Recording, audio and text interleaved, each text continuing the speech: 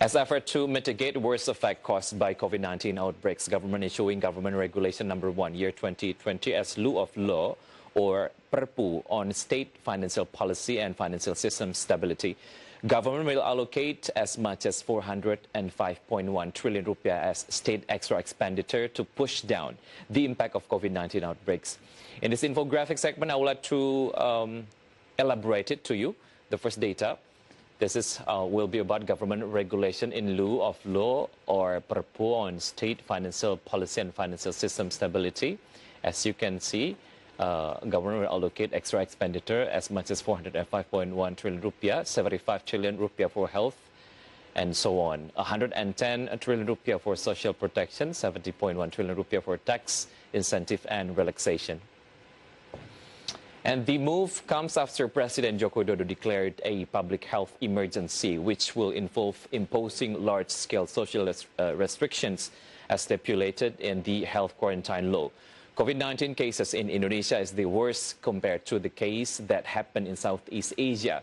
Indonesia recorded the highest death toll in Southeast Asia. The country's mortality rate, which hovers at around 8%, is also among the highest globally.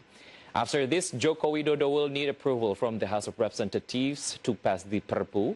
Indonesia's 2020 state budget originally planned for 2.54 quadrillion rupiah in state expenditure with a budget deficit of 1.76% of GDP, equal with 307.2 trillion rupiah. And next, we will see the additional state expenditure for health during COVID-19 pandemic.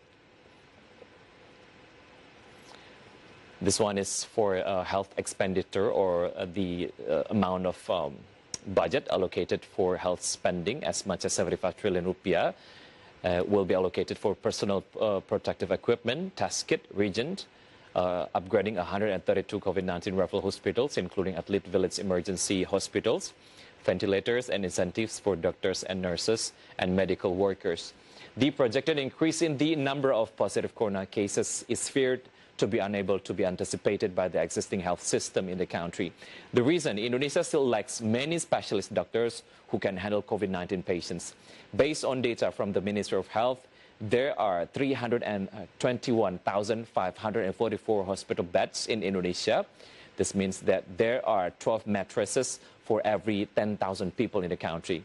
And not to mention about the referral COVID-19 hospitals that experiencing lack of personal protective equipment for their medical personnel. Hopefully, the additional budget will cover the urgent needs. And how about additional budget allocation for social protection program? Let's see the next data.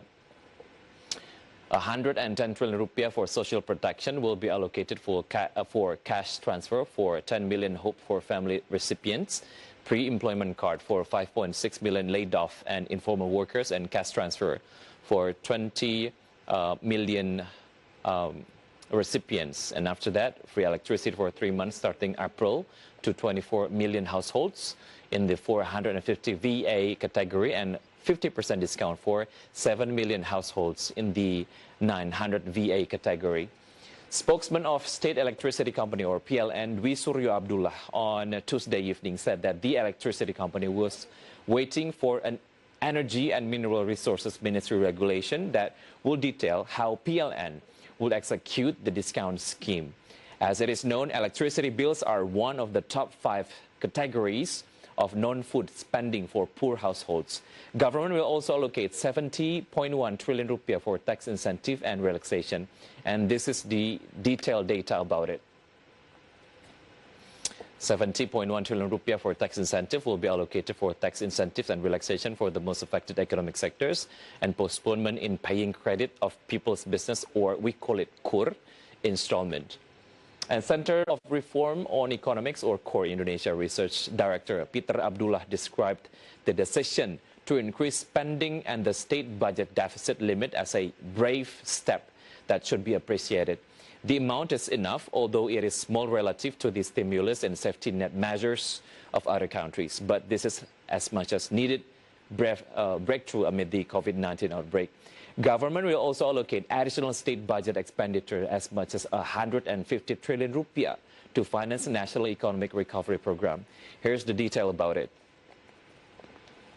As I told you before, 150 trillion rupiah to finance national economic recovery will be allocated for credit recovery for microeconomic sectors and credit restructuring for small and medium enterprises.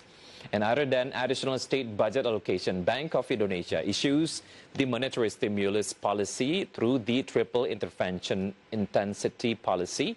In the meantime, Financial Services Authority or OJK published an incentive by delaying payments of credit or leasing until 10 billion rupiah, including for SMEs and informal workers. Tourism is the sector most affected by the coronavirus. The Indonesian Institute of Sciences, or LIPI, projects that one of the affected sectors in the tourism sector will be micro, small and medium enterprises, especially in the food and beverage business unit. And hopefully the additional budget allocation will effectively push down the impact of COVID-19 outbreaks. Stay tuned. Market Headlines will be right back after the break.